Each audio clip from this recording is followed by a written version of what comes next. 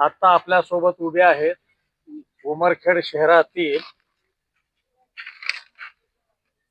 गोपाल प्रकाश आडे आणि प्रवीण भास्करराव देशपांडे हे दोन व्यक्ती उद्या 12 ऑगस्ट 2026 पासून आमरण उपोषणला बसणार आहे.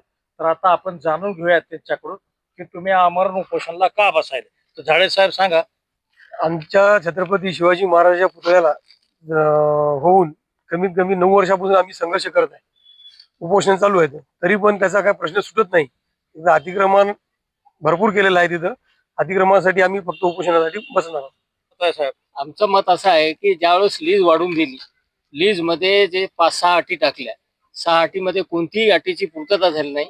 यापूर्वी 9 वर्षापासून आम्ही संघर्ष करत आहोत.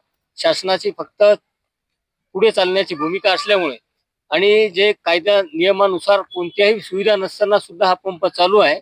यापूर्वी असेच उपोषण करून आम्हाला उपोषण सोडवायला लावले, परंतु त्याच्यावर कारवाई झाली नाही. तर हे आमचं शेवटचं उपोषण असून जोपर्यंत संपूर्ण कारवाई होत नाही तोपर्यंत आम्ही उपोषण मागे घेणार.